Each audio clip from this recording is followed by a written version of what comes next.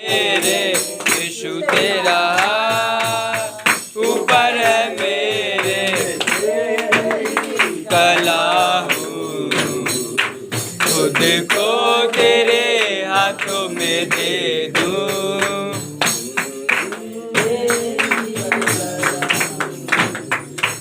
खुद को तेरे हाथों में दे दूँ।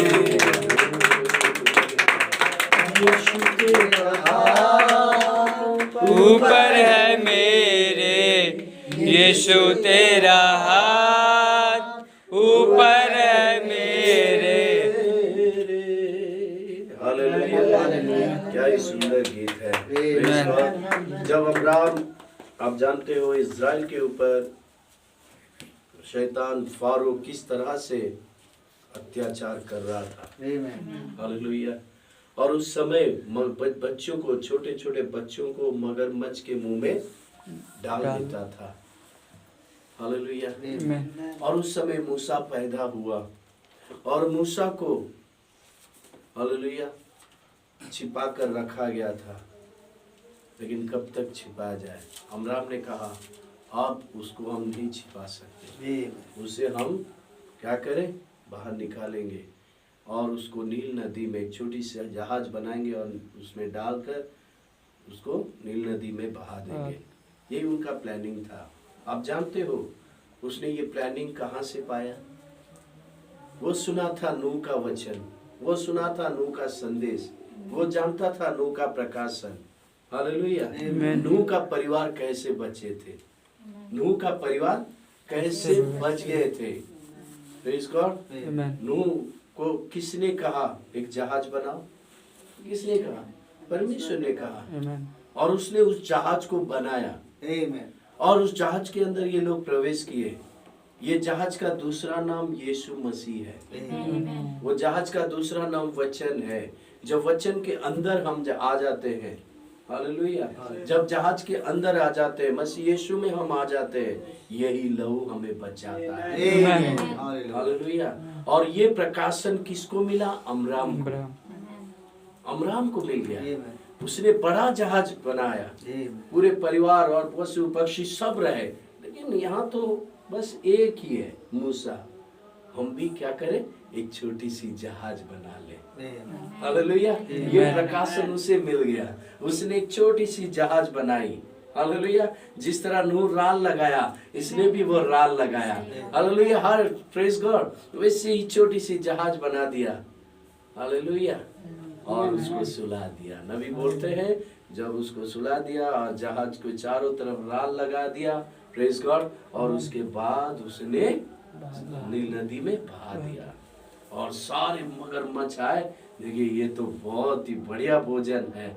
जब सामने गए, एक सुगंध उनको आया, एक गंध आया। नबी बोलते एक गंध आया, और ऐसा गंध जो मगरमच्छ छोड़कर चले गए। Hallelujah, hallelujah. वो जो राल लगाया हुआ था वो क्या है? मसीह का लहू। लहू बचाता है, वो छूट नहीं पाया। और नबी बोलते हैं कि अमराम ना राजा से डरा, ना सेना से डरा, ना वहाँ के उस दिन जो चुड़ैल पुलिसमैन सब थे उस समय में, जो बच्चों को लेकर मारते थे, है ना, उन किसी से भी नहीं डरा, क्योंकि अमराम कंफर्म हो गया कि मूसा पर परमेश्वर का हाथ है। हालेलुया। कोई उसे कुछ नहीं कर सकता। इसलिए हमने गाया, यीशु तेरा हाथ ऊपर है मेरे। खुदा का हाथ मेरे ऊपर है, आपके ऊपर है। कौन है जो आपको, हालेलुया, कौन है जो आपको मसीह के प्रेम से अलग कर सकता है? कौन सा विपत्ति छू सकता है? हालेलुया। विपत्ति आएगी, लेकिन हालेलुया 100 स्पीड में जैसे गाड़ी आता है, उससे कई ज्यादा स्पीड से वो भागेगा। Hallelujah, hallelujah. क्यों? क्योंकि यीशु का हाथ ऊपर है मेरे। Praise God, hallelujah. क्या वो वचन हमारे पास है? Praise God. इसलिए हम जब वचन में जाते हैं, इस गीत के साथ गाएंगे। तू पानी पे चल जाए, अंगारों में गिर जाए, तू पानी पे चल जाए, अंगारों में गिर जाए, तू तूफान से टकराए या लहरों से लड़ जाए, मैं जो हूँ सो हूँ तेरे साथ हूँ, मैं जो हूँ सो हूँ तेरे साथ हूँ। तुझे छोड़ूंगा ना त्यागूंगा, हर पल तेरे साथ मैं रहूंगा। तुझे छोड़ूंगा ना त्यागूंगा, हर पल तेरे साथ मैं रहूंगा। मैं जो हूँ सो हूँ तेरे साथ हूँ, मैं जो हूँ सो हूँ तेरे साथ हूँ। तेरे पास गिरेंगे हजार, तेरे दाएं गिरे 10,000, कोई विपत्ति तुझे छू भी न पाएगी। तुझे छोड़ूंगा ना त्यागूंगा, हर पल तेरे साथ मैं रहूंगा। तुझे छोड़ूंगा ना त्यागूंगा, हर पल तेरे साथ मैं रहूंगा। मैं जो हूँ सो हूँ तेरे साथ हूँ, मैं जो हूँ सो हूँ तेरे साथ हूँ। तेरे आगे लाल समुंदर हो, तेरे पीछे हीरों की सेना हो, हिम्मत कभी ना हारेना, हौसला कभी न छोड़ना। तुझे छोड़ूंगा ना त्यागूंगा, हर पल तेरे साथ मैं रहूंगा। तुझे छोड़ूंगा ना त्यागूंगा, हर पल तेरे साथ मैं रहूंगा। मैं जो हूँ सो हूँ तेरे साथ हूँ, मैं जो हूँ सो हूँ तेरे साथ हूँ, मैं जो हूँ सो हूँ तेरे साथ हूँ, मैं जो हूँ सो हूँ तेरे साथ हूँ। क्या वो हमारे साथ है? Amen. हम उसके साथ ने कहा मैं जो हूँ सो हूँ। Amen. मेरे आगे आगे चलने वाला मैं तेरा परमेश्वर है। Amen. क्या वो मूसा के संग था? Amen. क्या वो जोशुआ के संग था? क्या वो पॉल के संग था? क्या वो ब्रदर ब्रैनम के संग था? Amen. आज के सम्मेलन के संग भी वही है। हालेलुया हालेलुया हालेलुया मैं तेरे संग है, कोई तेरी हानि नहीं करेगा। हालेलुया। उस परमेश्वर के लिए हम ताली मार के धन्यवाद देते हैं। आइए हम लोग अपने सिरों को झुकाते हैं, हम प्रार्थना में जाएंगे। प्यारे प्रभु, फिर से एक बार हम तेरा धन्यवाद करते हैं, तेरी स्तुति करते हैं पिता। हालेलुया तेरी तारीफ हो, तेरी महिमा हो प्रभु। धन्यवाद। तूने कहा मैं जो हूँ सो हूँ, मैं न बदलने वाला परमेश्वर है पिता। और आज की शाम मलाकी 3:6 के अनुसार यहोवा कभी नहीं बदलता है पिता। परमेश्वर तू न बदलने वाला परमेश्वर आज हमारे संग है। एक छोटी सी झुंड के संग तू है पिता। और तूने कहा एक छोटी झुंड मत डर, पिता की इच्छा है तुम्हें वो राज्य मिले पिता। और परमेश्वर तूने छोटी सी झुंड से इतना प्रेम किया प्रभु। तूने दुनिया के अंदर से हमको चुन के निकाला प्रभु, और हमसे तूने प्रेम किया पिता, ताकि हमें स्वर्ग का राज मिले प्रभु। पिता फिर एक बार हम तेरे आभारी है प्रभु, आज के दिन के लिए, शाम के समय के लिए, और भाई बंसीलाल के घर के अंदर तूने फिर एक बार हमें मौका दिया ताकि हम तेरी आराधना करें, तेरी सेवा करें, तेरी धन्यवाद करें। और तूने हमारे भाई बहन को, बच्चों को जमा किया प्रभु, और हमें भी इसके साथ में मौका दिया प्रभु कि तेरी पवित्र आत्मा सेवा करने के लिए। पिता हम धन्यवाद देते हैं सारे गीतों के लिए, आपके आभारी है प्रभु। और इस शाम की सेवकाई को फिर एक बार तेरे हाथों में सौंपते हैं पिता। हम घटते जाए और तू बढ़ता जाए प्रभु। हम जानते जहाँ तू रहता है वहाँ तेरी महिमा उतर के आती है पिता। प्रभु हम सब कुछ तेरे हाथों में देते हैं। मेरे बार मुझे तू छू ले पिता। तू जानता है मेरी कमी घटी, मेरी कमजोरी पिता, लेकिन जब तेरी आत्मा आ जाती है प्रभु तू सब कुछ बदलता है प्रभु। इसीलिए अय्यूब ने बोला मैं जानता हूँ तू सब कुछ कर सकता है, जो हमसे नहीं होता है वो तू करता है प्रभु। इस विश्वास से मैं तेरे हाथों में गिरता है प्रभु। प्रभु देव पिता जो वचन आज के समय हम पढ़ने जा रहे हैं हालेलुया। प्रभु, उस वचन के ऊपर भी तेरी आत्मा उतर के आने दे Yes, प्रभु। Lord. हमें सहायता कर, इस घर के चारों तरफ तेरे दूतों को बाड़ा बांध दे प्रभु, हालेलुया। और वो पेंटेकोस्टल का अनुभव हमें आने दे प्रभु। हालेलुया। पवित्र आत्मा की आग हमारे जीवन में छूने दे प्रभु। हालेलुया। इससे हम वचन पढ़ेंगे और पवित्र आत्मा हमें सहायता करने Yes, दे Lord. प्रभु। सारी बातें तेरे हाथों में देते Yes, प्रभु। आगे का Jesus. सारा समय तो अपने हाथों Yes, में ले, Lord. शुरू से अंत तक तो हमारी अगुवाई कर पिता। हालेलुया। पवित्र आत्मा तेरे उपस्थिति में हमें बना रख प्रभु। Amen. हम सारा आदर और महिमा तुझे देते हुए धन्यवाद के साथ ये छोटी सी दुआ को यीशु मसीह के नाम से मांगते सुनो कबूल कर। Amen. Amen.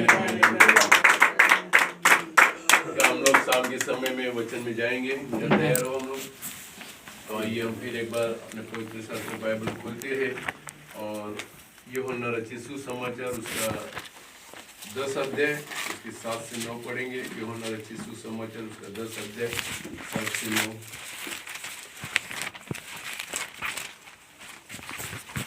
तब यीशु ने उनसे फिर कहा, पेज नंबर 146 146 सबको निकल गया? निकालोगे तो उसको दोहरा दो। 146 पेज नंबर 10 के साथ। तब यीशु ने उनसे फिर कहा, मैं तुमसे सच सच कहता हूँ, भेड़ों का द्वार मैं हूँ। यस। जितने मुझसे पहले आए वे सब चोर और डाकू हैं, परंतु भेड़ों ने उनकी ना सुनी। द्वार मैं हूँ। आदि कोई मेरे द्वारा भीतर प्रवेश करे तो उद्धार पाएगा और भीतर बाहर आया जाया करेगा और चारा पाएगा। चोर किसी और काम के लिए नहीं, परंतु केवल चोरी करने और घात करने और नष्ट करने को आता है। मैं इसलिए आया हूँ कि वे जीवन पाए और बगात से पाए। बस। चोर जो आता है वो क्या करने आता है? घात और नष्ट करने को आता है। लेकिन मैं जो आया है वो तुम्हें जीवन देने के लिए आया है। क्या वो द्वार है? क्या उसी के द्वार से हमें अंदर जाना चाहिए? हालेलुया। उसके पहले जो उतने भी आए सारे चोर और लुटारू निकल गए, लेकिन एक सच्चा चरवाहा आ गया, वो बोलते हैं मैं वो द्वार हूँ, और उसी द्वार के अंदर से हमें आगे बढ़ना है। और एक वचन हम पढ़ेंगे प्रकाशित वाक्य उसका 3 अध्याय उसका 20 वचन, प्रकटीकरण की किताब उसका 3 अध्याय 20 वचन, प्रकाशित 3:20। देख मैं द्वार पर खड़ा हुआ खटखटाता हूँ। पढ़ ले रो। यदि कोई मेरा शब्द सुनकर द्वार खोलेगा तो मैं उसके पास भीतर आकर उसके साथ भोजन करूँगा और वह मेरे साथ। जो जय पाए मैं उसे अपने साथ अपने सिंहासन पर बैठाऊंगा, जैसे मैं भी जय पाकर अपने पिता के साथ उसके सिंहासन पर बैठ गया। जिसके कान हो वह सुन ले कि आत्मा कलीसिया उसे क्या कहता है। जिससे कान है वह सुन ले। सुन ले। आत्मा कलीसिया से क्या कहता है? कौन कहता है? आत्मा। जिससे कान है वह वो सुन ले। सुन ले। बहरा आदमी सुन सकता है क्या? नहीं, बहरा आदमी को कितना भी नाम लेके पुकार, कितना भी चिल्ला, सुन सकता है? नहीं। नहीं सुन सकता। क्यों? बहरे से बहरा है। लेकिन जिसके कान है वह वो सुन ले। सुनता है। क्या आपको कान दिए खुदा ने? आमीन। तुम्हें शारीरिक कान दिए, आत्मिक कान भी दिए। और उसकी आवाज कौन सुनता है? जो दरवाजा खटखटाता है और उस खटखड़े की आवाज जिसके कान पे जाता है वो सुनता है। तो प्रभु हमेशा हर युग में दरवाजे ठोकते आया नबियों के द्वारा, लेकिन किसने सुना? आज भी नबी के द्वारा, मलाकी 4 के द्वारा, 7वां दूत के द्वारा उसने दरवाजे खड़खड़ाए और वो दुल्हन को बोलता है। आत्मा कलीसिया से कहती है जिसे कान है वो सुन ले। और आखिरी क्वेश्चन पढ़ेंगे प्रेरितों के काम, जो कल हमने पढ़ा था 18 अध्याय उसका 9 से 11। प्रेरित 18 अध्याय 9 से 11, पेज क्रमांक 191 191। प्रभु ने एक रात दर्शन के द्वारा उससे कहा, मत डर, वरन कहे जा और चुप मत रह, क्योंकि मैं तेरे साथ हूँ और कोई तुझ पर चढ़ाई करके तेरी हानि ना करेगा, क्योंकि इस नगर में मेरे बहुत से लोग हैं। इसलिए वह उनमें परमेश्वर का वचन सिखाते हुए 1.5 वर्ष तक रहा। आमीन। आमीन। परमेश्वर का वचन सिखाते हुए 1.5 वर्ष से रहा, चुप मत रहे, बोलते जा। परमेश्वर पढ़े गए वचन को आशीष करे। आप सभी बैठ सकते हैं। हालेलुया। हम फिर एक बार प्रभु को धन्यवाद देंगे। शाम के समय में परमेश्वर ने हमें एक मौका दिया है ताकि परमेश्वर का वचन हमारे अंदर जाहिर हो जाए। हालेलुया। परमेश्वर का वचन हमारे अंदर जाहिर होना चाहिए। परमेश्वर ये हवा में नहीं बात करता है, लेकिन परमेश्वर का वचन एक्शन में आना चाहिए। परमेश्वर का वचन कामों में जाहिर होना चाहिए। परमेश्वर है, ये जाहिर होना चाहिए। हालेलुया। क्या आज की सुबह के संदेश के लिए भाई प्रकाश के लिए धन्यवाद देंगे। क्या वो चट्टान से सदा बहने वाला जल। हालेलुया। क्या वो चट्टान सर्वदा जीवन के जल देता है? हालेलुया। क्या वो चट्टान यीशु मसीह है? क्या यीशु मसीह के द्वारा जीवन के जल मिलता है? हे प्यासे लोगों, तुम मेरे पास आओ। ये बोझ से दबे लोगों, मेरे पास आओ। जिनके पास पैसा नहीं वो भी आ जाओ और ये जीवन का पानी फ्री में पी जाओ। हालेलुया। क्या आइज़ा में कहा उसने 55 में, बिना पैसे के दाम ले लो। आज एक बिस्लरी की बोतल लेने जाएगा तो भाई 20 रुपए लेते है ना। स्टेशन में, रेलवे में, दुकान में कहीं भी जाओ, बिस्लरी की पानी लो, एक बोतल का मान लो, भाई 20 रुपए दे दो। ये हमारा प्रभु क्या कहता है? जिसके पास पैसा नहीं है तुम भी आओ और जीवन का पानी फूकट में ले लो। क्या आपको मेरी बात समझ में आ रही है? ये दुनिया का पानी, संसार का पानी बिका जाता है, उसके लिए दाम चुका जाता है, लेकिन हमारा प्रभु जो है वो अनंत काल का जीवन का पानी फूकट में दे रहा है, तो भी हम लेने के लिए तैयार नहीं। उधर 20 रुपए कैसे भी निकल के तुरंत देंगे, लेकिन यहाँ जीवन बांटा जाता है, वचन बांटा जाता है, वचन का पानी बांटा जा रहा है। हम उसके लिए कितने प्यासे? आज हमारी प्यास क्या है? दिखना चाहिए। नबी कहता है प्यास संदेश के अंदर प्यास 2 प्रकार की होती है, एक शारीरिक प्यास, एक आत्मिक प्यास। शारीरिक प्यास को बुझाने के लिए तुम्हें इस पानी की जरूरत है। जब तक ये पानी तुम नहीं पीते तुम्हारी शरीर सूखता जाएगा, तुम्हारा तन सूखता जाएगा, ओठ सूखता जाएगा, लेकिन ये पानी पीने से तुम्हारे शरीर में एक तंदुरुस्ती आती है, एक बल आता है, एक ताकत आता है, एक फ्रेश लगता है जीवन। समझ में आया? तो शारीरिक पानी आपको अगर तंदुरुस्त देता है, फ्रेश करता है, तो आत्मिक वचन, आत्मिक जल पीने से तुम्हारा प्राण कितना तृप्त होगा। तुम्हारे प्राण की सारी कमजोरी निकल जाएगी, तुम्हारे ढीला डाला जीवन निकल जाएगा। आज हम इतने ढीले हो चुके हैं कि हमसे आराधना नहीं होती, हम ताली बजा नहीं सकते, हम वोट नहीं खोल सकते, हम प्रभु का महिमा नहीं कर सकते। क्यों? हम ठंडे हो चुके, हम ढीले हो चुके। लेकिन परमेश्वर हमें इस हालत में नहीं देखना चाहता। परमेश्वर हमें सर्वदा उस चट्टान से बहने वाला जल को देना चाहता है, जिसको पीने से तुम कभी कमजोर नहीं रहेंगे, तुम कभी दुर्बल नहीं रहेंगे, तुम कभी ढीले नहीं रहेंगे। इसलिए उस पानी को रात और दिन हमको पीना है। वो सर्वदा बहता है पानी। क्या हमने स्तोत्र संहिता 1 में पढ़ा? वो पेड़ जो जीवन की नदी के किनारे लगा है, जो रात और दिन पानी बहता है, उसके किनारे पे जो पेड़ लगा है वही फल लेके आता है। क्या आपकी समझ में आ रहा है बात? हमारा जीवन की नदी कौन है? प्रभु यीशु मसीह। और इसीलिए हमें वचन में बने रहना है। वचन में रहने से हमारे जीवन हरा भरा रहता है। बंसीलाल के भाई ने सुबह मुझे दिखाया, उनके घर के बाजू में जो थोड़ा खेती है वो मैं देखा, वो जो भी उधर प्याज ये जब लगाया है सूख रहा है, मिर्ची का झाड़ सूखते जा रहा है। क्यों? उसमें पानी नहीं गिरा है, काफी दिन से पानी नहीं गिरे, जमीन सूख रहा है, और जमीन सूखने के कारण पेड़ भी सूखते जा रहा है। उस पेड़ को पानी की जरूरत है। उस पेड़ को तुम पानी दोगे तो जमीन गीला रहेगी, जमीन गीला रहने से वो पेड़ के जड़ जो है वो पानी को खींचते रहेगा, और जितना वो पानी खींचेगा उतना वो हरा भरा रहेगा। उसके पत्ते उतने हरे रहेंगे, उसका फल उतना ही सुंदर बनेगा, उसका फल उतना ही सुंदर बनेगा। उसको पानी की जरूरत है। तो पानी नहीं रहेगा तो झाड़ सूखा रहेगा। क्या दाऊद ने यही बोला भजन में? वो पेड़ जो नदी के किनारे पे लगा है, हालेलुया। कभी मर जाते नहीं। क्यों? वहाँ पानी बहता रहता है। Amen. क्या हमारे जीवन में पानी बहता रहना चाहिए? Amen. हालेलुया। यीशु ने कहा जो मुझ पे विश्वास करेगा उसके अंदर से जीवन का पानी उमड़ता बहता रहेगा। रहेगा। आज हमारे अंदर से जीवन का पानी उमड़ता रहना चाहिए। Amen. ये क्या है जीवन का उमड़ता पानी? तुम्हारा जीवन, जीवन। तुम्हारा काम, तुम्हारी कृति, तुम्हारा प्रभु का महिमा करना, प्रभु की स्तुति करना, इससे तुम्हारा जीवन फला फूला रहता है। हालेलुया। नहीं तो हम सूख जाएंगे भाइयों, आमीन। बहनों, हम सूख जाएंगे। सही बात है। जो सुन रहे वो भी सुनो। हालेलुया। वचन कहते हैं, मैं नहीं कहता है, आमीन। हम सबको वचन में बने रहना है। हालेलुया। यीशु ने कहा मैं मेरे पिता में और पिता मुझ में, तब दुनिया जानेगी तुम मुझ में और मैं तुम में। हालेलुया। कब जाएगी दुनिया? कब जानेगी?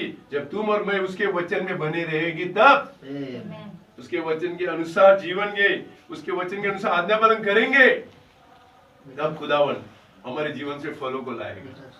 हालेलुया। तो जैसे आज हमने सुबह सुना, वो जल, वो चट्टान जो सदा बहती है, आमीन।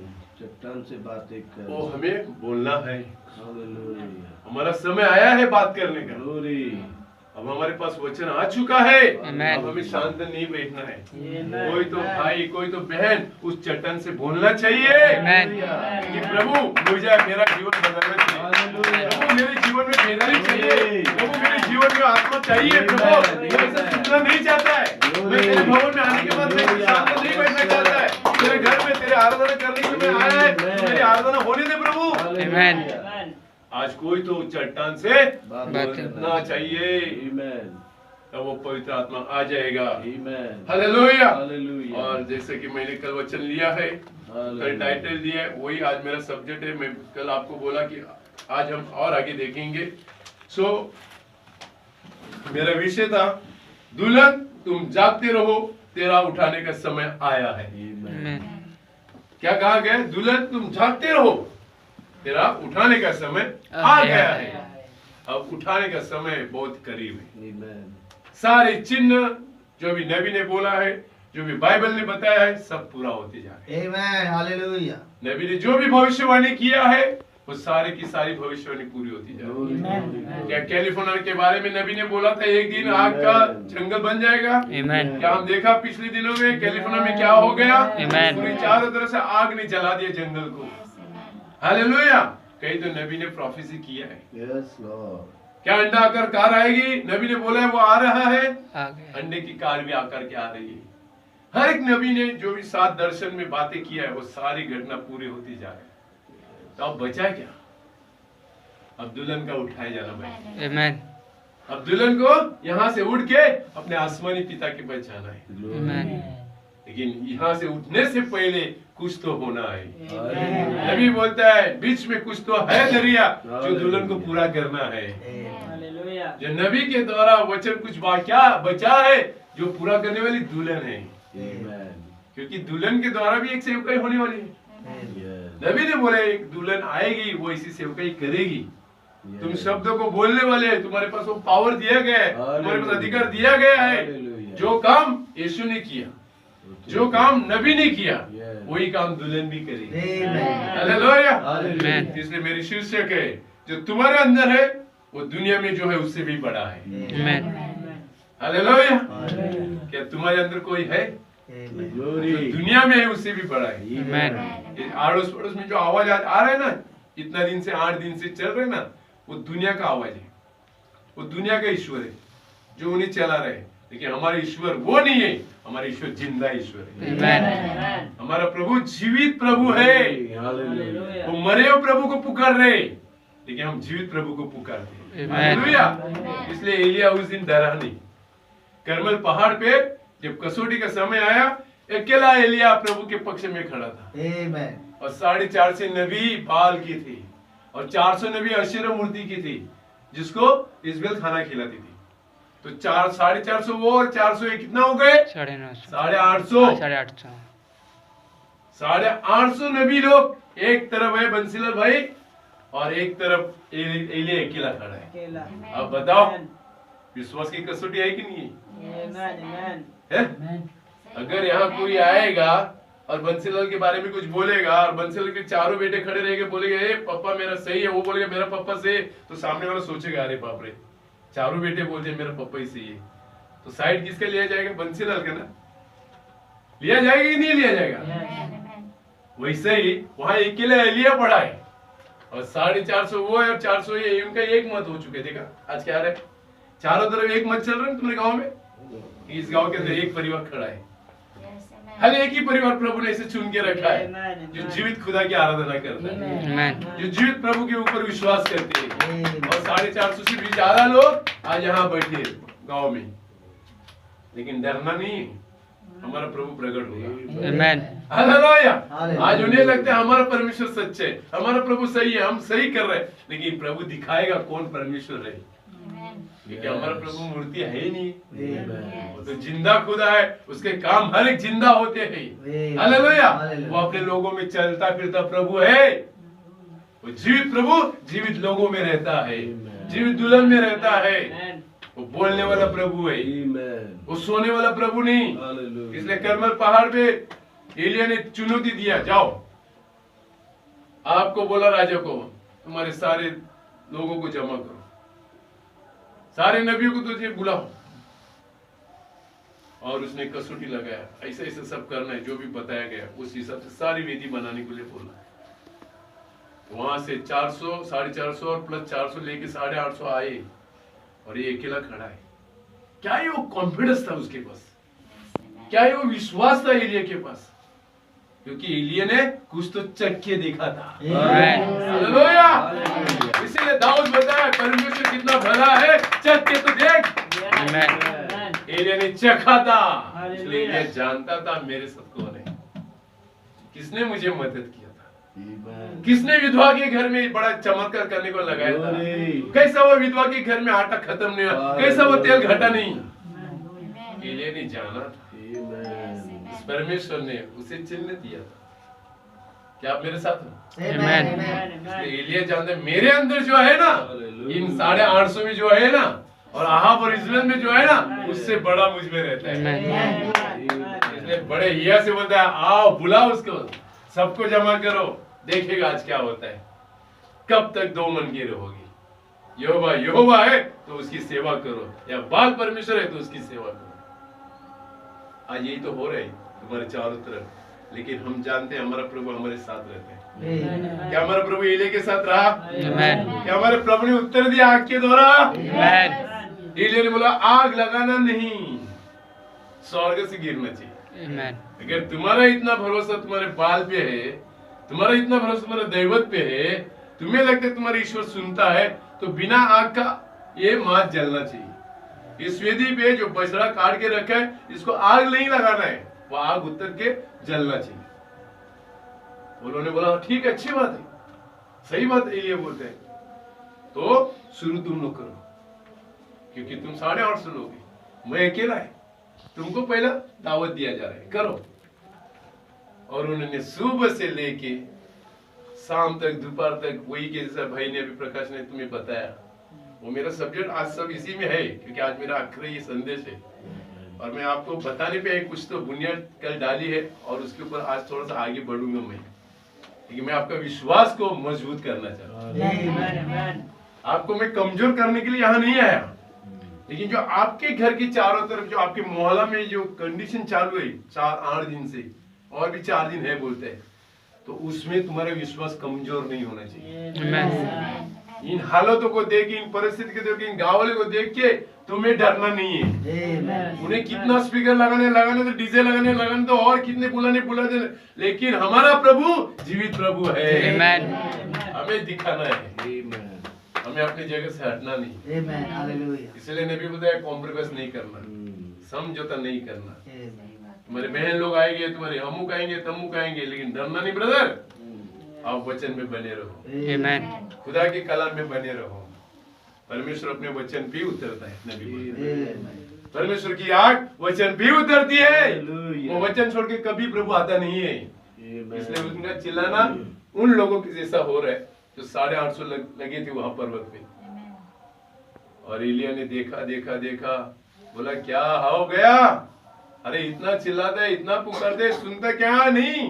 कहीं घूमने गया होगा, मार्केट में गया होगा, कुछ मार्केट में सामान लाने गया होगा, किसी का ऑर्डर लिया होगा, सप्लाई करने गया होगा, कहीं रम गया होगा, थोड़ा ध्यान देने गया होगा घूमने के लिए, और बुलाया और चिल्लाओ और बताओ, और उन्होंने अपना चालू किया, चाकू लिया, ये मारा, दम मारा, अपने ऊपर मारा, खून बहाया, फिर भी नहीं सुनता। वो सोया होगा शायद, रात भर थका होगा ना, ड्यूटी किया होगा, तो शायद सोया होगा, उसको फिर भी उठाओ, फिर आवाज में जोर आया, फिर स्पीकर बढ़ा दिया, फिर डीजे का आवाज बढ़ा दिया, और आवाज जोर जोर से तोड़ के स्पीकर से माइक से बोलने लगे, फिर भी नहीं सुन रहे। तो बोलता है क्या करना है, देखो किधर गया, ढूंढो, तुमको मौका तो पहले दिया मैंने, अब तुमसे नहीं होता है तो मेरा प्रभु आएगा। जिसके पर मैंने विश्वास किया है, जिसने मुझे यहाँ भेजा है, वो तो जरूर आएगा। सब कुछ किया, जैसे बहन में दोपहर तक हो गया, कुछ नहीं हो रहा है, जवाब ही नहीं आ रहा है। इतना चिल्लाए, इतना ढोल बजाए, इतना ताल बजाए, इतना सारी चीजें बजाए, रंग उड़ा दिया, सब उल्टा पाल्टी हो गए, वेदी पूरा उल्टी सुल्टी हो गई,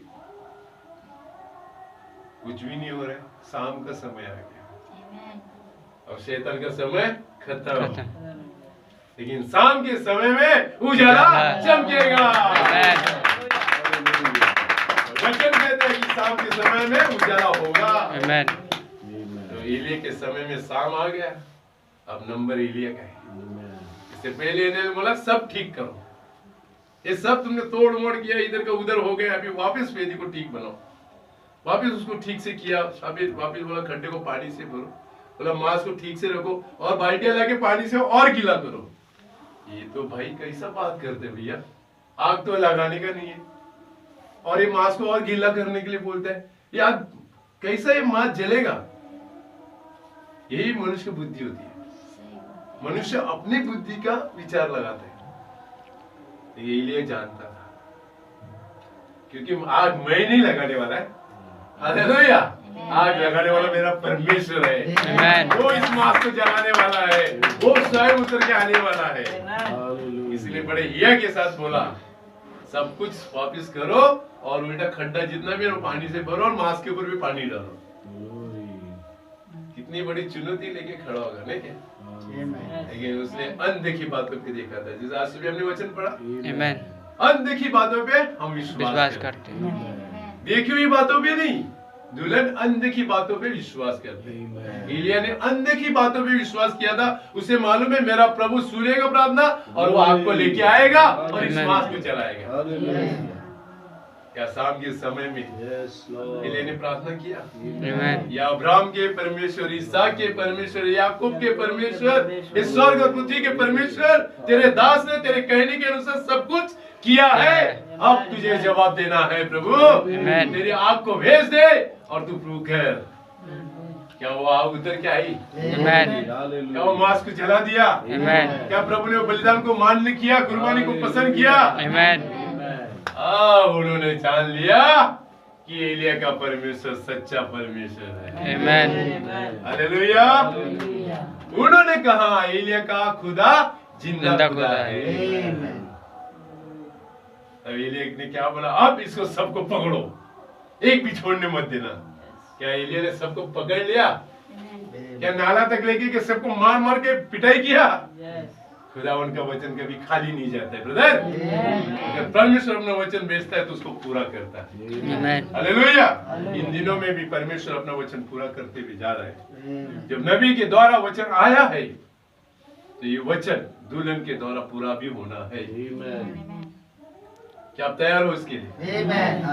अपने मन की तैयारी करो, अपने जीवन की तैयारी करो, अपने सोच विचार को अभी बदलो और प्रभु के पास आ जाओ, प्रभु के वचन में लौट आओ, क्योंकि हमारे अंदर जो दुनिया में है उससे बढ़कर वाला है।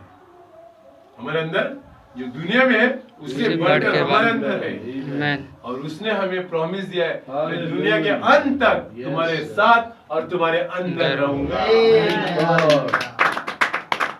तो हम क्यों डरे भाई? हम दुनिया से क्यों डरे?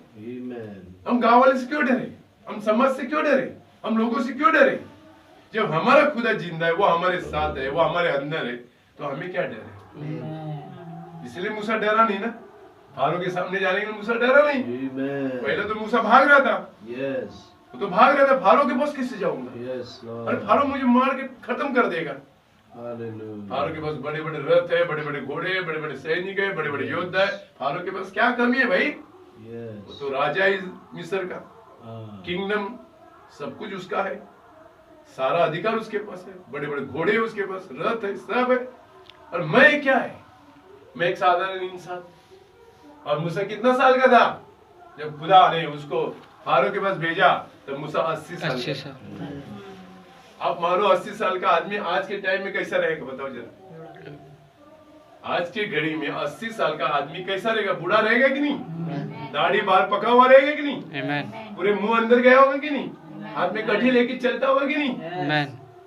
तो उस समय मूसा 80 साल के व्यक्ति को खुदा बोलते जाओ फारो के सामने खड़ा हो जाओ और उसे कहे मैं जो हूं सो हूं, उसने मुझे भेजा है। हालेलुया। अब तो और भी जवान लोग हैं, फिर भी हम डरते, फिर भी प्रभु का नाम लेने के लिए डरते, प्रभु की आराधना करने के लिए डरते।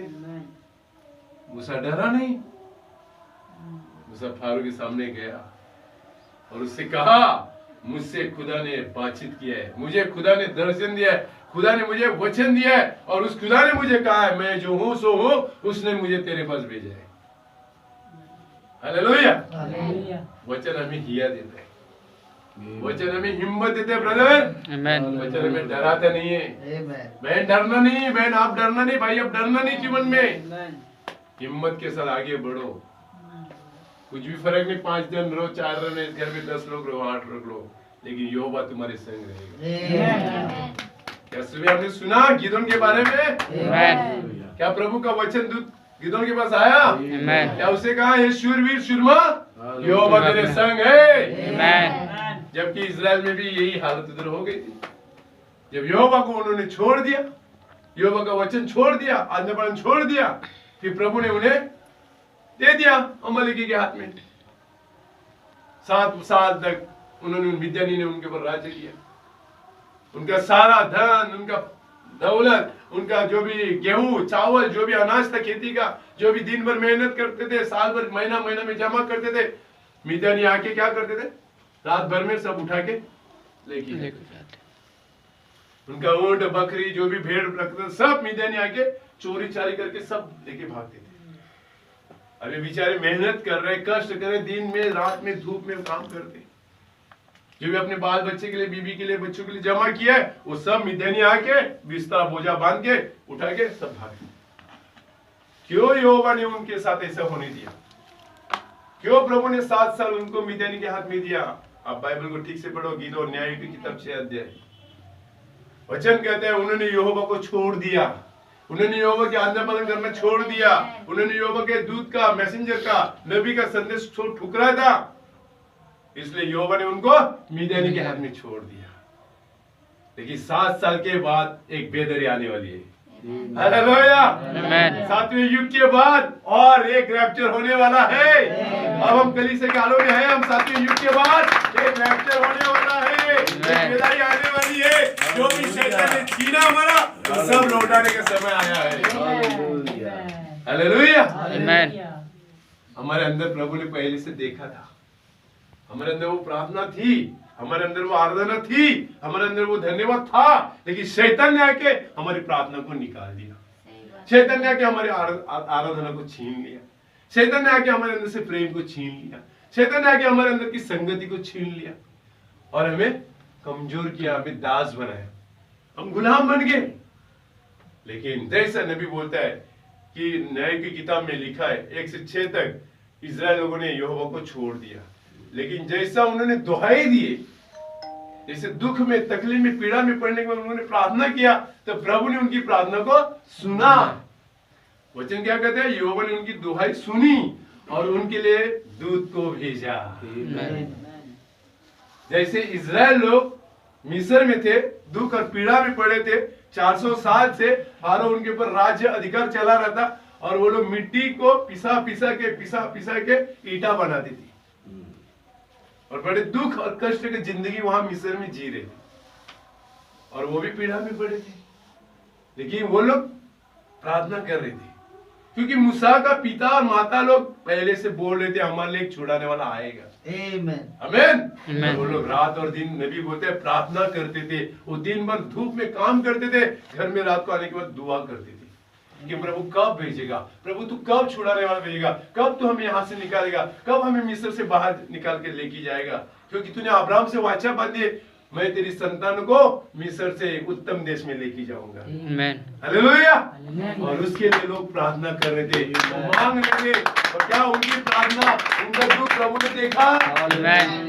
मेरा बाइबल कहता है कि प्रभु ने उनकी प्रार्थना सुनी, प्रभु ने उनको दुख देखा और प्रभु ने बोला मैं अब इनको छुटकारा दूंगा, मैं इनके लिए एक छुटकारा देने वाला भेज दूंगा। और मूसा को प्रभु ने ही भेजा था।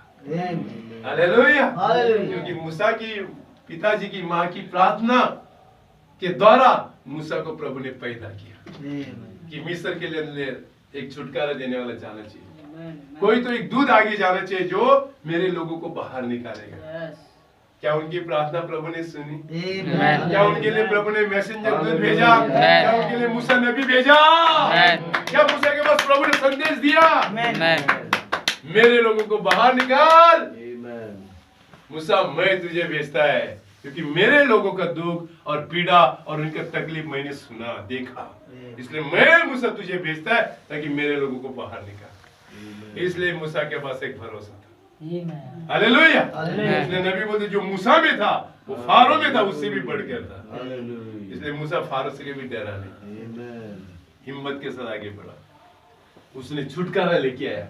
क्या मिस्री लोगों के द्वारा प्रभु ने अपने लोगों को बाहर निकाला? क्या मूसा के द्वारा परमेश्वर ने अपनी संतानों को बाहर निकाला? हालेलुया। वैसे यहाँ भी हो गया। वापिस ये लोग वापिस गड़बड़ी करने लगे। जब यहोवा की आज्ञा मानना छोड़ दिया, यहोवा के वचन के अनुसार चलना छोड़ दिया, दुनिया की बातें करने लगे, संसार के साथ कॉम्पिटिशन करने लगे, संसार के साथ मेल जुलाप करने लगे। उनकी पत्नी यहाँ की पत्नी वहां, उसकी लड़की अपनी लड़की वहां देने लगे, उधर मूर्ति पूजा होने लगा, वहां सब कुछ होने लगा। फिर खुदा के वचन से बिगड़ गए लोग, इनका जीवन बिगड़ गया। इसलिए हमें अपने जीवन में संभालना है, हमें दुनिया के साथ कॉम्प्रोमाइज नहीं करना है, संसार के साथ में हमें मेल जुलाप नहीं करना है।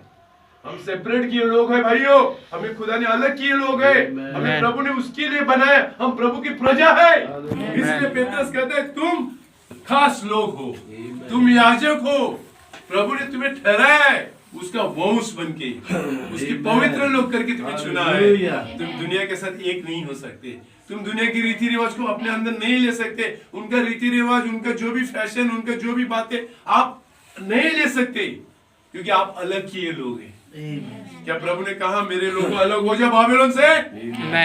परमेश्वर हर युग में बोलता है, उत्पत्ति से लेकर आप प्रकाशित वाक्य तक देखेंगे ना, तो हर युग में परमेश्वर अपने लोगों को बाहर निकालते बाहर है। लास्ट तक प्रकटीकरण में भी बोलता है मेरे लोगों सदोम से बाबिलोन से बाहर निकल जाओ, क्योंकि परमेश्वर उसी दुल्हन को लेके जाने वाला है जिसने अपने आप को शुद्ध किया है, जिसने अपने आप को संसार से अलग रखा है, जो अपने आप को पवित्र रखते हैं। और वो कौन है? वो दुल्हन है जो दुनिया से कभी मेल मिलाप नहीं करती, जो दुनिया के रीति रिवाज को, दुनिया की देव देवता को नहीं लेती है, जो दुनिया के बातों में रहना ही नहीं चाहती। इसलिए आज के शाम में थोड़ा सा वचन से पढ़ूंगा कि नबी क्या कहता है। भूसी के संग बीज वारिस नहीं संदेश में नबी कहता है हर बातें तीन प्रकार की, जैसे मैंने कल कहा, नूह को समय को याद करो। क्या बोला वचन? क्या? नूह के समय को याद करो। उस समय लोग खाते थे, पीते थे, शादी करके देते थे, शादी करवाते थे, घर बनाते थे, सब कुछ चल रहा था, लेकिन संदेश नूह के पास आया। परमेश्वर ने अपनी नजर नूह के ऊपर लगाया, क्योंकि बहुत बिगड़ा हुआ देश, बहुत बिगड़ा हुआ दुनिया थी, पूरा पाप से भरा हुआ दुनिया थी। लेकिन उस पाप से बिगड़ी हुई दुनिया में नूह एक नीतिमान था, जो एक धर्मी था, जो यहोवा को डर के जीता था। हालेलुया। आज भी दुनिया चारों तरफ तुम देखोगे पूरी पाप से भरा है, सारी दुनिया अंधकार से भरी है, सब जगह पे अंधकार अंधकार अंधकार छाया है। लेकिन इस दुनिया के अंदर, चाहे वो कोडोमा हो, चाहे बॉम्बे हो, चाहे दिल्ली हो, चाहे पंजाब हो, चाहे रसिया हो, अमेरिका हो, सारे जगह पे कोई तो एक दुल्हन है, Amen. हालेलुया, जिसके ऊपर यहोवा की दृष्टि लगी है। यहोवा की नजर आज कोडरोमा पे लगी है, यहोवा की नजर बिलासपुर में लगी है, यहोवा की नजर मानसा में लगी है, यहोवा की नजर हर जगह पे लगी है अपने चुने दुल्हन के ऊपर, हालेलुया। और यहोवा उन्हीं को बचाने के लिए आया, हालेलुया। इसलिए नबी बोलता है यीशु मसीह सबको बचाने के लिए नहीं आया, जिसका नाम मेमने के जीवन की किताब में लिखा है उन्हीं को बचाने के लिए आया है। Amen. इसलिए हमने यूहन्ना रचित सुसमाचार पढ़ा, यीशु का मैं वो द्वार द्वार हूँ, हूँ। जो मेरे द्वारा अंदर जाता है वो अनंत काल का जीवन पाएगा, और मेरी भेड़ मेरी मेरे आवाज साथ सुनेगी। सुनती है। वो और किसी के पीछे नहीं जाएगी, अन्यथा वो मेरे ही पीछे है। तो जो यीशु का है वो यीशु को जानता है, और जो यीशु का है उसे यीशु भी जानता है, हालेलुया। इसलिए सभी ने उसको ठुकराया, लेकिन कोई तो था जिसने उसको ग्रहण किया, आमीन। जो नबी बोलता है, जो जहाज के बारे में हमने कल देखा, ये जहाज यीशु मसीह को जाहिर करते हैं। हालेलुया। जहाज क्या है? यीशु मसीह है। आमीन। और नूह ने क्या बोला? जो कोई जहाज में आएगा वो बच बचा जाएगा। है। क्या यीशु ने बोला मैं वो जहाज का द्वार हूँ, हालेलुया। जो इस द्वार से अंदर जाएगा वो जीवन पाएगा। तो नबी बोलते वो जहाज के अंदर एक ही द्वार था और एक ही खिड़की ऊपर बनाई थी। समझ में आ रहा बात? आमीन। जहाज को 3 स्टेप रखा था, 3 माले की जहाज थी, जिसके बारे में मैंने कल बोला। लेकिन आज हम उसी बातों को थोड़ा सा लेके इस संदेश में देखेंगे कि नबी क्या बोलते हैं। सो नबी कहते हैं इब्राहिम के द्वारा 2 पुत्र हुए हैं। एक प्रतिज्ञा का पुत्र है जो सारा से हुआ है, और एक दासी पुत्र है जो हागारा से हुआ है। सो अब्राहम की जो पत्नी है वो सारा, उससे जो पुत्र हुआ वो प्रतिज्ञा का पुत्र है, जिसके बारे में परमेश्वर ने प्रतिज्ञा की थी अब्राहम से, मैं अगले वसंत ऋतु आऊंगा तब सारा एक पुत्र को जन्म देगी। हालेलुया। इसके बारे में खुदा ने बोला है, लेकिन इस्माइल के बारे में प्रभु ने प्रतिज्ञा नहीं दी थी। ये तो उसकी दासी के द्वारा हुआ वो पुत्र है।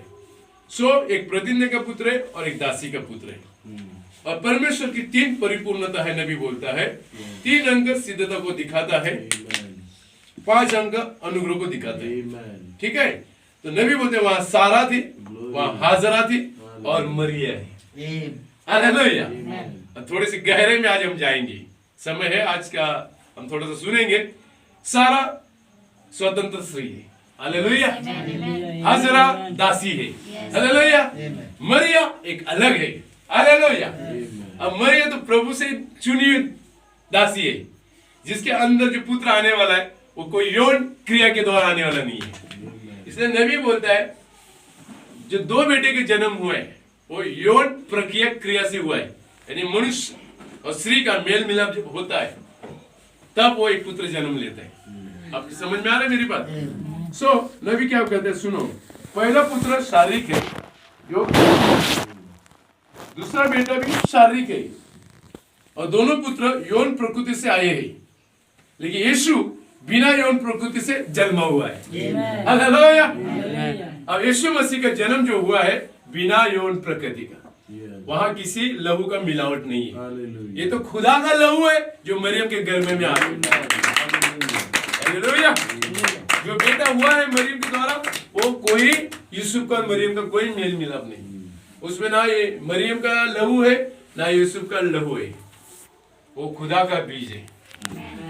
लेकिन पहला पुत्र जो अब्राहम को हुआ है वो हागारा से, वो इस्माइल हुआ है, वो दासी पुत्र है।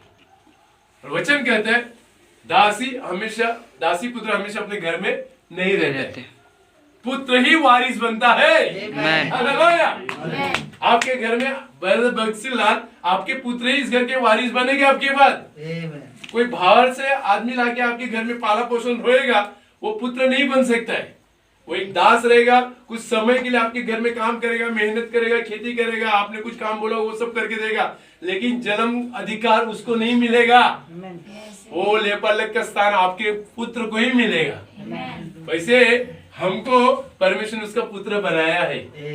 बाइबल कहता है जितनों ने उसको ग्रहण किया, जितनों ने उसको विश्वास किया, उसको उसने पुत्र और कन्या होने का अधिकार दिया है। तो प्रभु का जो भी है उसका अधिकार कौन बनने जा रहा है? पुत्र और कन्या। हालेलुया। इसलिए दास है, पुत्र पुत्र है। हम दास नहीं, हम ओरिजिनल पुत्र है। और इस्माइल ये दासी का पुत्र है, लेकिन ईसाक प्रतिज्ञा का पुत्र है। अब्राहम की सारी माल मत्ता, अब्राहम का सारा जो भी है प्रॉपर्टी का मालिक ईसाक बनने वाला है, क्योंकि खुदा की प्रतिज्ञा आई है और उस प्रतिज्ञा के द्वारा वो आया है। लेकिन वो भी नबी बोलता है यौन प्रकृति के द्वारा ही पैदा हुआ है। ठीक है। ईसाक स्वतंत्र स्त्री का बेटा है और दूसरा दासी का पुत्र है, और यीशु मसीह वो बीज है। हालेलुया।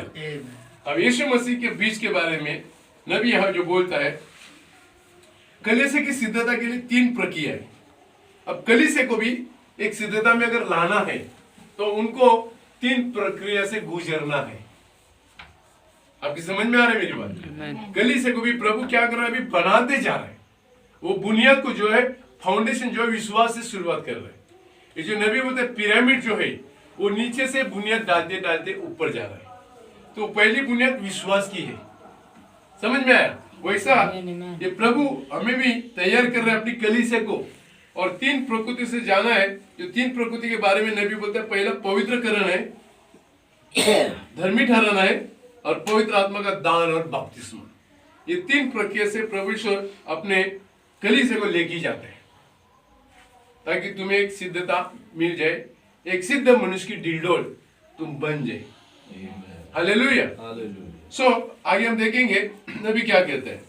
एक स्त्री बच्चा पैदा करने से पहले 3 बातें होती है, जैसे मैंने कल बोला, पानी, लहू और प्राण, जीवन। ठीक है। और आगे देखते हैं विश्वास का बीज। इब्राहिम का एक ही विश्वास का बीज था, और सारे विश्वासी बीज नहीं है, लेकिन एक आत्मिक बीज था। सारा कलीसिया को प्रकट करता है। सारा ने संदेह किया, अब्राहम ने नहीं किया। सारा क्यों है? कलीसिया को दिखाता है। एक स्त्री हमेशा कलीसिया को प्रकट करती है। नबी बोलता है जहां जहां बाइबल में स्त्री का उद्देश्य आया है वो क्या दिखाता है? मंडली। एक कलीसिया को दिखाता है। और सारा ये कलीसिया का एक प्रतीक था। उसके अंदर अविश्वास था, लेकिन अब्राहम के अंदर अविश्वास नहीं था, जैसा मैंने कल बोला। इसलिए परमेश्वर ने सारा को मारा नहीं। नबी बोलते हैं परमेश्वर सारा को मार सकता था उसके अविश्वास के कारण, लेकिन उसने इसलिए नहीं मारा क्योंकि वो अब्राहम की भाग थी। और आज आपको और मेरे पापों के लिए खुदा ने हमें दंड नहीं दिया, इसलिए कि हम यीशु मसीह के भाग थे। तो प्रभु ने सारा के साथ किया वैसे दुल्हन के साथ भी किया, ताकि हम दंड के भागीदार है। सारा दंड की भागीदार है क्योंकि उसने अविश्वास किया, और खुदा को अविश्वास पसंद नहीं है। क्योंकि मैंने कल क्या बोला? अविश्वास ही पाप है। लेकिन नबी ने क्या बोला? सारा उसकी भाग थी, इसलिए वो सारा को मार नहीं सका। वैसे हमको भी प्रभु ने इसलिए नहीं मारा कि हम मसीह यीशु का भाग है। हालेलुया। और परमेश्वर अपने भाग को क्या करना चाहता है? सिद्ध बनाना चाहता है, परिपूर्ण में लाना चाहता है। इसलिए ये जो संदेश है इस समय का हमें उस सिद्धता में लेके जाता है। अभी आपने पास वो चार्ट नहीं है यहाँ दिखाने के लिए। एक सिद्ध मनुष्य की डिलडोल, इसमें नबी प्रचार करता है कि दुल्हन को कैसा सिद्ध बनाता है। उसने अय्यूब को लिया, नबी बोलता है, और अय्यूब को जीवन के अंदर उसने परखाया। अय्यूब बहुत धार्मिक व्यक्ति था, खुदा से प्रेम करने वाले व्यक्ति था, बहुत दान धर्म करता था, यहोवा से डरता था, यहोवा की हर एक आज्ञा का पालन करता था। इसलिए नबी बोलते हैं अय्यूब को प्रभु ने बहुत ब्लेसिंग दिया था। उसके 7 पुत्र थे, कन्या थी, उसके पास दास दासी थे, ऊंट थे, भेड़ बकरे थे, बहुत बड़ा धनी मालिक था, बहुत जगह का मालिक था। लेकिन एक बार प्रभु ने परखने के लिए शैतान को अनुमति दिया, क्योंकि शैतान उधर जाता था और प्रभु से पूछता था कि अय्यूब इतना क्यों आशीष है, अय्यूब की जीवन में इतना खुशी क्यों, उसके घर में सारा भरपूर क्यों, आशीष क्यों, सब चीज क्यों। तो प्रभु बोलता है ठीक है, क्या हुआ फिर? नहीं, मैंने देखा अय्यूब के बारे में, अय्यूब तेरा बहुत तारीफ करता है, बहुत स्तुति करता है, बहुत धन्यवाद देता है तुझे। तूने उसको ब्लेसिंग किया करके ना, तूने उसको आशीष किया करके ना, तूने उसके घर के चारों तरफ दूतों की बाड़ा बांधे करके ना, अरे एक बार मेरे हाथ में दे देखो, एक बार मेरे हाथ में अय्यूब को दे दो, फिर मैं देखता है वो कैसा तेरा आराधना करता है, मैं देखता है तेरी कैसी स्तुति करता है, मैं देखता है कैसा वो संडे संडे चर्च जाता है। तो प्रभु बोला ठीक है, मैं अय्यूब को तेरे हाथ में दूंगा, लेकिन एक शर्त है, उसके प्राण को छूना नहीं। नहीं। Amen. मैं अय्यूब को तेरे हाथ में दूंगा, लेकिन उसके प्राण को छूना नहीं, क्योंकि नबी बोलते हैं प्राण परमेश्वर का भाग है। हालेलुया। Amen. तुम्हारा प्राण परमेश्वर का भाग है, इसलिए शैतान तुम्हारे शरीर पे हमला कर सकता है, वो तुम्हारे परिवार पे हमला कर सकता है, तुम्हारे बच्चे पे हमला कर सकता है, तुम्हारे घर में हमला कर सकता है, लेकिन तुम्हारे प्राण पे वो हमला नहीं कर सकता है, क्योंकि प्राण परमेश्वर का भाग है। लेकिन फर्क तो होना चाहिए। सही बात है। नबी बोलता है परखा तो जाएगा। अब्राहम ने जब विश्वास किया है, अब्राहम को परखा गया, तो तुम्हें और मुझे भी परखा जाएगा, क्योंकि अय्यूब भी उसी अब्राहम का बीज था। हालेलुया। तो अय्यूब के जीवन में परखा जाने का होने का समय, इसलिए यीशु ने कहा अपनी उत्पत्ति, यीशु ने किताब के अंदर नया नियम में, क्या तुमने अय्यूब के बारे में सुना? क्या अय्यूब के बारे में सुना? उसका धैर्य के बारे में सुना? उसके धीरज के बारे में सुना? अय्यूब ने कैसा धीरज रखा। अभी स्टोरी बहुत बड़ी है, समय नहीं है बताने के लिए, मैं थोड़ा थोड़ा आपको बता के आगे लेके जाऊंगा, लेकिन आपको कुछ बातों को पकड़ना है। वहां अय्यूब को परखा गया, शैतान के द्वारा अय्यूब की परीक्षा किया गया, लेकिन अय्यूब कभी हटा नहीं। Amen. अय्यूब ने अपना धीरज छोड़ा नहीं। अय्यूब के पास धीरज था, अय्यूब के पास सहनशीलता थी, अय्यूब के पास सब कुछ था, जिसने उसने खुदा को पकड़ के रखा था। उसके जीवन में बहुत सारी परिस्थितियां, आप अय्यूब की किताब पढ़ो, आपको मालूम पड़ेगा, लेकिन वो हालत में भी वो बना रहा, इतना तक कि शैतान ने उसके शरीर पे बड़े बड़े फोड़े भी लाए। उसका बच्चे मरे, उसकी बेटी मरी, उसका भेड़ बकरियां मरा, उसके दास नौकर लोग मर गए, उसके खेती का दाना चावल अनाज सब आग लगा के जला गया। शैतान ने हर जगह से उसको परखा है शैतान ने, फिर भी ये प्रभु का धन्यवाद करना छोड़ता नहीं, फिर भी उसकी आराधना करना छोड़ता नहीं। अरे सब कुछ खाने के बाद भी बोलता है प्रभु ने दिया, प्रभु ने लिया, प्रभु का नाम धन्य हो, उसके नाम की मुबारक हो। एक दिन उसकी औरत को आया गुस्सा, कैसा मेरा ये आदमी है, कैसा मेरा ये हस्बैंड है, अरे इतना सब कुछ अपना हो गया, बीवी अपने बच्चे मर गए, अपने भेड़ बकरे मर गए, अपना दाना चावल गेहूं सब जला के खाक हो गया, अपना जो भी था सब चला गया, फिर भी तू प्रभु प्रभु प्रभु करता है, उसी को धन्यवाद देता है। अरे तेरे शरीर पे इतने बड़े फोड़ आ गए, अभी तेरे बाजू में कौन आएगा?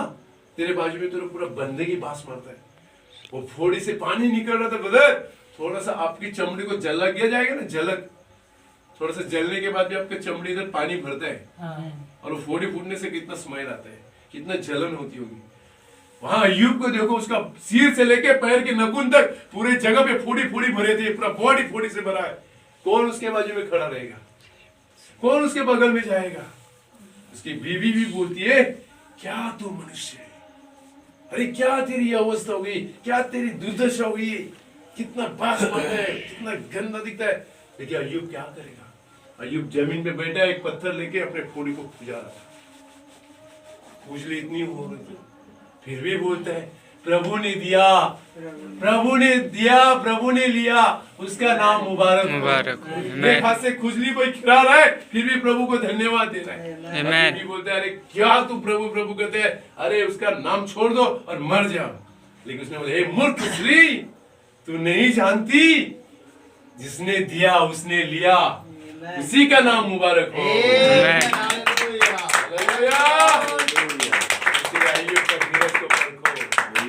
नबी बोलता है वो धीरज तुम्हारे अंदर होना चाहिए।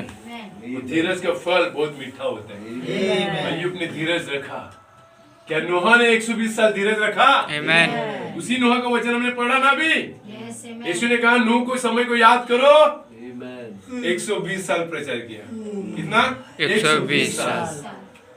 लोग हंसते थे, बोलते सर ने क्या है, इसकी जांच फेल होने वाली है, इसका सारा पैसा बर्बाद होने वाला है, क्यों इसके पीछे पड़ा है, क्यों इतना मेहनत करके जहाज बना रहा है, क्यों अपने बच्चों को लेके लकड़ा ला रहा है, ज्वाइन कर रहा है, खीला मार रहा है, ठोक रहा है, गम लगा रहा है, लाल लगा रहा है, सब कुछ कर रहा है, क्यों ये क्यों परेशान होकर करता है? ये सब फेल होने वाला है, कुछ नहीं होने वाला है, कुछ बारिश नहीं होने वाला है। लेकिन नबी ने बोलता है नूह ने अपना धीरज छोड़ा नहीं, वो संयम के साथ प्रचार करते गया। संडे संडे चर्च में आता था, एक ही प्रचार था उसके पास, हर संडे आता था, एक ही वचन प्रचार करता था, प्रभु कहता है ये दुनिया पानी से नाश होगी। और नोहा ने और नया कोई प्रचार नहीं किया, एक ही प्रचार लेके प्रचार करता रहा, 120 साल तक प्रचार करता रहा। इतना तक कि उसके लोग भी बाद में बोलने लगे, पापा ये होएगा क्या, ऐसा होने वाला है क्या? बाइबल बोलते उत्पत्ति की किताब में उसमें लिखा है 7 दिन तक वो जहाज में जाके बैठा था। उत्पत्ति उसका 7वां अध्याय में लिखा है 10 वचन, 7 दिन के उपरांत प्रलय का जल पृथ्वी पर आने लगा। 7 दिन के उपरांत प्रलय का जल पृथ्वी पे आने लगा, तब तक कोई बारिश का बूंद नहीं था। जहाज में जाके बैठा है, इंतजार कर रहा है, खुदा ने बोला है बारिश आएगा, खुदा ने बोला है बारिश आएगा। उसके बच्चे भी बोले होंगे, पिता, पापा, डैडी, आप तो सब बोल रहे हैं लेकिन बारिश का कुछ चिन्ह नहीं है, हवा बहती नहीं है, ठंडा मौसम लग ही नहीं रहा है, बादल नहीं आ रहे, कुछ दिखता नहीं, धूप ही धूप दिखता है। फिर भी नोहा खड़ा रहा। उसे मालूम है जब परमेश्वर बोला है तो उसका वचन वही पूरा करने वाला है। अय्यूब को भी मालूम था यहोवा ने मुझे बोला है तो वही सब कुछ लौटा देगा। देखो वचन से वचन मैच होता है, धीरज को मैच करता है जीवन। नूह का समय देखो, अय्यूब का जीवन देखो, अय्यूब का युग देखो, वचन का युग देखो, हर जगह पे वचन मैच होना चाहिए। आज भी नबी चले जाके 50 साल हो गया होगा, लेकिन आज भी दुल्हन प्रचार कर रहे, गर्जना का प्रचार आज भी दुल्हन कर रहे। लोग बोलते क्या गर्जना, क्या गर्जना, लेकिन गर्जना ही है, नबी बोला है, 7 गर्जना दुल्हन की बेदारी है, 7 गर्जना दुल्हन को उठाने वाला विश्वास देखी है। रैप्चर जरूर होने वाला है भक्तर, एक दिन जरूर रैप्चर होने वाला है। क्या नूह की तारू एक दिन जरूर उठा गई? हालेलुया, इस दुल्हन का भी उठाया जाना होने वाला है। 3 बातें हमेशा याद रखना। नबी बोलता है जैसे अब्राहम के अंदर भी विश्वास था, सारा के अंदर अविश्वास था, लेकिन खुदा ने सारा को अब्राहम के कारण मारा नहीं। आदम ने संदेह नहीं किया, लेकिन हवा ने संदेह किया। वैसे हवा के और आदम के साथ भी हुआ है कि वहां भी संदेह की बातें आ गई है, अविश्वास की बातें आई। जो वचन खुदा ने आदम को दिया था, आदम उस वचन को बंद पकड़ के रखा था, लेकिन अविश्वास हवा ने किया। और ऐसी आज कली के साथ होता है। नबी बोलते कली से भी ऐसी अवस्था में आ चुकी है, लेकिन कहीं तो एक वचन है जो हमें हराता नहीं है, हमें उठाता है। Hallelujah, hallelujah.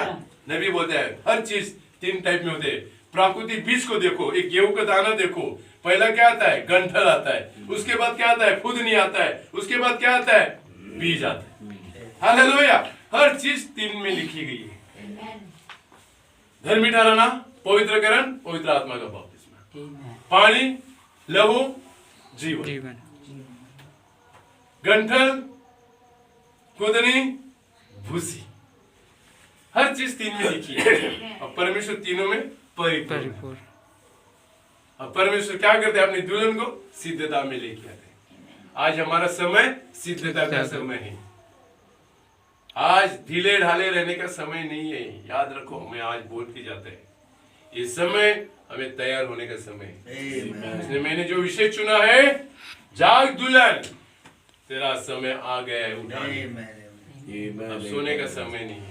अब जितना तुम संगति करोगे उतना तुम्हें आशीष मिलेगा, जितना तुम प्रार्थना करोगे उतना ही पवित्र आत्मा से तुम भर जाओगे, जितना तुम वचन में बनो रहेंगे उतना ही पवित्र आत्मा का सामर्थ्य तुम्हें मिलता जाएगा। तुम जितने दूर जाओगे वचन से, शैतान तुम्हें पकड़ लेगा। ये तुम्हारे परिवार में निराशापन आएगा, खुशी नहीं रहेगी, शांति नहीं रहेगी, लगातार होगा इतना हम कमाते कहाँ जाता है, ब्लेसिंग नहीं मिलेगा घर में। ब्लेसिंग अगर चाहिए तो वचन में आ जाओ, उसकी उपस्थिति में आ जाओ, फेलोशिप में आ जाओ, प्रार्थना में आ जाओ। कितना दुख होता है, कितना तकलीफ होता है, वो मत देखो, प्रभु तुम्हें क्या करना चाहते हैं वो देखो। परमेश्वर तुमसे प्रेम करता है। मैं खत्म कर दिया बस। अपने परिवार को आज प्रभु के सामने लेके आओ, अपने परिवार में समय निकालने की कोशिश करो, एक मन एक आत्मा में आ जाओ। बाइबल बोलते हैं उस दिन पेंटेकोस्त के दिन में 120 को प्रभु ने ऐसी जगह पे लाए थे, ऊपरी कोठरी में, जहां उनके भिन्न भिन्न विचार थे, जहां हर एक के विचार अलग अलग थे, लेकिन खुदा ने हर एक को एक एक जगह से उठा के लाया। पेत्रस को उठा के लाया, यूहन्ना को उठा के लाया, माँ को उठा के लाया, लूका को उठा के लाया, इवन मरिया को भी उठा के लाया। हालेलुया। और 120 जन अलग अलग विचार से एक जगह पे आए। आज हमारे विचार कितने अलग है वो मत देखो, वचन में आ जाओ जहाँ सब विचार एक हो जाता है। यहाँ हमारा विचार नहीं काम करता है। मुझे क्या लगता है वो नहीं चलते, प्रकाश को क्या लगता है वो नहीं चलता, आपको क्या लगता है वो नहीं चलेगा। वचन क्या कहता है वही हमको सबको लगना है, क्योंकि वचन सबके लिए भेजा गया है। हालेलुया। हमें मरियम के जैसा एक बीज को लेने लगे बोलते हैं। मरियम ने वो बीज को ग्रहण किया जिसके द्वारा जीवन आया। हालेलुया। नबी बोलते हैं इब्राहिम के द्वारा 2 पुत्र आए, एक सारा के द्वारा और एक हागर के द्वारा, और दोनों के द्वारा संतति बढ़ती गई। लेकिन यीशु मसीह जो आया वो इसलिए आया कि वो जीवन देने के लिए आया। हालेलुया। यीशु मसीह ने जीवन को लाया है, और उन्होंने जो पैदा किया ना उससे क्या पैदा वो भी आप सुनो, मैं आज बताता चाहता है। मरियम एक सच्चा आत्मिक बीज को देहधारी किया था। कुमारी मरियम ने विश्वास से वचन को ग्रहण किया था। सारा स्वतंत्र स्त्री थी और हाजरा दासी थी, फिर भी दोनों यौन प्रकृति से बीज को धारण किया, लेकिन मरियम ने आत्मिक विश्वास से बीज को ग्रहण किया। हाजरा के द्वारा पैदा हुआ बेटा एक जंगली मनुष्य निकल गया। हाजरा जो है उसके द्वारा जो बेटा हुआ वो जंगली मनुष्य हो गया। जो इस्माइल है वो परमेश्वर का वचन के विरुद्ध था, और जो परमेश्वर के वचन के विरुद्ध है वो जंगली हॉलीवुड के समान है। आज जो हॉलीवुड में हीरो लोग हैं ना, एक्टर लोग, वो सारे इस्माइल की संतान है। नबी ने बोला ये हॉलीवुड है, ये हॉलीवुड के बच्चों को पैदा किया है, और उसके जो पैदा हुआ वंश हॉलीवुड है। जो इस्माइल के द्वारा जो आए वो संतान थी, आज जो दुनिया में अमेरिका जैसी जगह में, हॉलीवुड की जगह में जो पैदाइश हुआ है वो इस्माइल का वंश है। ठीक है। और जो कलीसिया परमेश्वर के वचन के विपरीत है वो भी दुनियादारी हॉलीवुड के संतान को पैदा किया है। जो वचन के खिलाफ जीवन जीती है उसके पैदाइश होने वाले संतान क्या है? हॉलीवुड ही। इसके लिए उनके बाल लंबे, कानों में रिंग, मुछ में अलग कलर, इधर अलग कलर है, आंखों में इधर रिंग, ये सब हॉलीवुड है। जो आज हम देख रहे हैं ना, ये सब इस्माइल का वंश है। ये वो बीज है जो हॉलीवुड का बीज है। इसके लिए उनके बाल कैसे कटते हैं? चारों तरफ से ट्रैक्टर घूमता है, ऊपर टोपी बनाते छाता है ना। कोई कान में रिंग डालता है, कोई यहाँ रिंग डालता है, कोई यहाँ रिंग डालता है, कोई यहाँ टैटू निकलता है, कोई यहाँ टैटू निकलता है, कोई यहाँ टैटू निकलता है। क्या है ये बीज? किसका है? जानो वचन बोलता है, नबी बोलता है ये सब हॉलीवुड बीज है। लेकिन आगे नबी क्या बोलते सुनो। और वो लोग दुनियादारी हॉलीवुड के संतान को, फल को पैदा किया है। चाहे प्रचारक हो, चाहे कलीसिया के सदस्य रहो या चर्च हो, वो वही पैदा करेगा। लेकिन सारा ने, हालेलुया, सारा ने एक बच्चा पैदा किया जिससे एक देश पैदा किया गया है। और हाजरा के द्वारा जो बच्चा पैदा हुआ है उसने दुनियादारी हॉलीवुड को पैदा किया। लेकिन मरियम के द्वारा जो पैदा हुआ है उस बच्चे के द्वारा कोई देश नहीं बना गया, ना ही हॉलीवुड बना गया, लेकिन उस बीज को पैदा किया, लेकिन उसके द्वारा वचन पैदा हुआ है। हालेलुया। और वचन ने दुल्हन को जन्म दिया है, और वचन के अंदर दुल्हन का जीवन आना चाहिए, और ये वचन दुल्हन को वचन के जैसे ही बनाएगा। क्या उस दिन आदम ने बोला सारा को देख के, हवा को देख के, ये मेरे हड्डी की हड्डी, ये मेरे मांस का मांस है, ये मेरी लहू की लहू है। क्यों? उसने अपनी पत्नी को जान लिया। उसे मालूम पड़ा ये और कहीं से पैदा नहीं, ये मेरे अंदर से पैदा होगी, मेरा ही फसली का भाग है।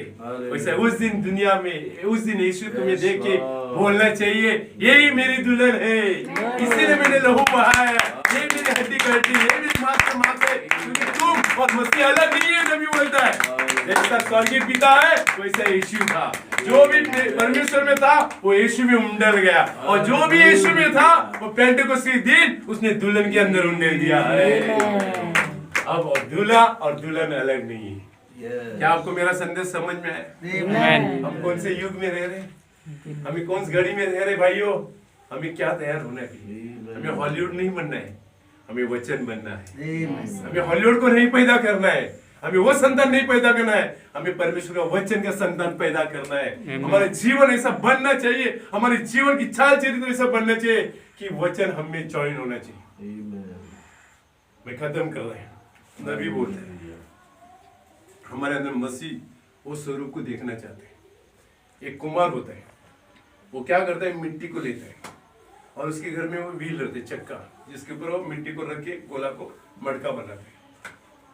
तो वो मिट्टी को जब लेता है उसमें पानी डाल के बहुत उसको दबा दबा के पूरा मुलायम बनाते हैं, ताकि जब मटका बनेगा ना वो मिट्टी में कोई पत्थर नहीं रहना चाहिए।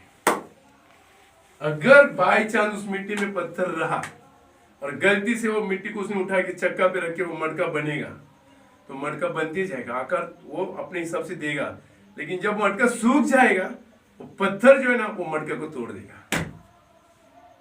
क्या आपकी समझ में आ रही है मेरी बात? थोड़ा सा भी पत्थर रहेगा ना वो मटके को तोड़ देगा। इसलिए वचन में तुम्हारे अंदर खमीर नहीं होना चाहिए, थोड़ा सा खमीर फूगा देगा तुम्हें। इसलिए छोटी छोटी गुस्से वाली बातें, छोटी छोटी बातें तुम्हारे जीवन को तोड़ने के लिए शैतान काम करता है। तुम्हारे परिवार में, तुम्हारे लोगों में वो छोटी छोटी बातों को डालेगा, ये ऐसा है, वो वैसी है, इसने ये किया, उसने वैसे किया, और तुम्हारा आत्मिक जीवन को तोड़ेगा वो। इससे पहले वो खमीर को निकालो, इससे पहले वो पत्थर को उसमें से निकाल डालो। हमारे जीवन से सारे पत्थर निकलना चाहिए आज।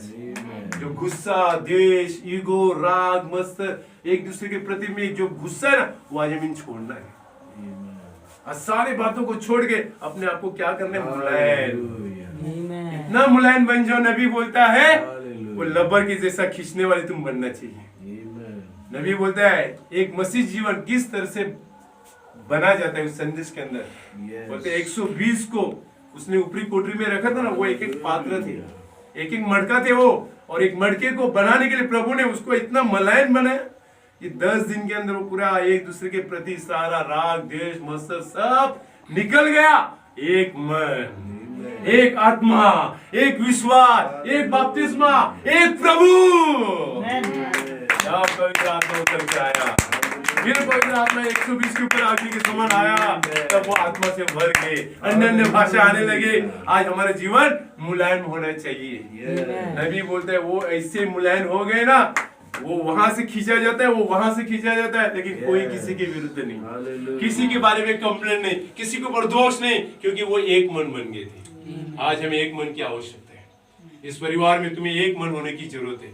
प्रभु के लिए एक मन बन जाओ। देखो शैतान खड़ा नहीं रहेगा, शैतान को जगह नहीं देना है। तुम तैयार हो जाओ, क्योंकि कुमार जो है उसने अपने हाथों में मिली है। हम वो मिट्टी है, वो कुमार है, हमें आकार देना चाहते हैं ताकि हम उसकी सेवा के लिए इस्तेमाल हो। प्रभु तुम्हें आशीष देता है।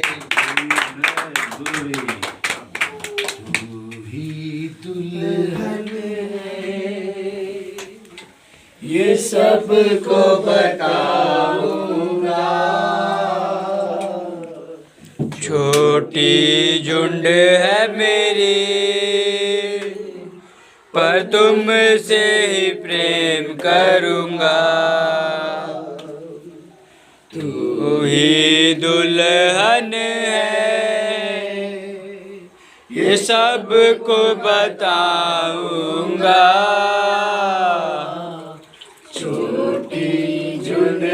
मेरी पर तुमसे ही प्रेम करूंगा। तेरी आँखों से अब मैं देखूंगा, हालेलुया। तेरे होठों से अब मैं बोलूंगा। मेरे प्यामत को मैं तुम में उंडेलूंगा, क्योंकि मैं जीवित हूँ और तुमको जिलाऊंगा। डरना नहीं अब तो, तेरे बीच में हूँ, जो काम मुझ में हुए अब मैं तुम में करूँ। जो भी मेरा है मैं तुमको ही दूंगा। पास हमें हमेशा मेरे तुमको ही रखूंगा। आमीन। सच्चे परमेश्वर तू ही दुल्हन है, ये सब को बताऊंगा। छोटी झुंड है मेरी, तुमसे ही प्रेम करूंगा। जीवन का है समय,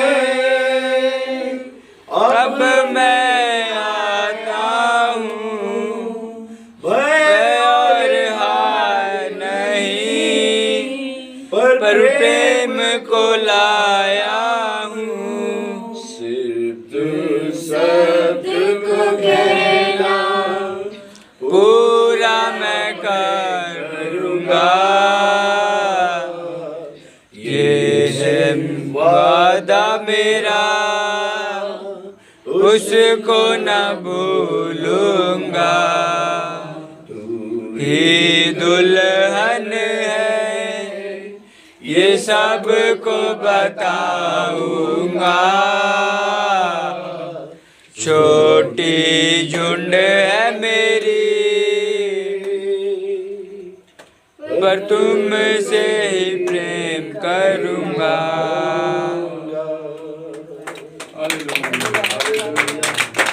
आइए हम अपने आप को समर्पित करें, और जब प्रार्थना शुरू होती है, हालेलुया, कोई उठकर ना जाए, और दूसरी बात है कोई आंख ना खोले। आमीन।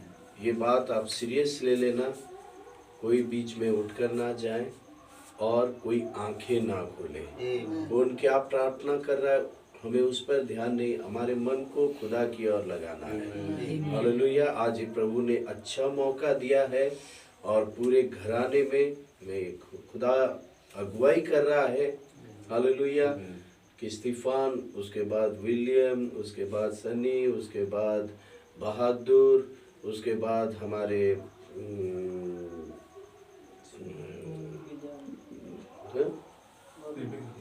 गोविंद, और उसके बाद रेबिका, और लास्ट में जो बंसीलाल ब्रदर प्रार्थना करेंगे। एक एक करके सब प्रार्थना करेंगे।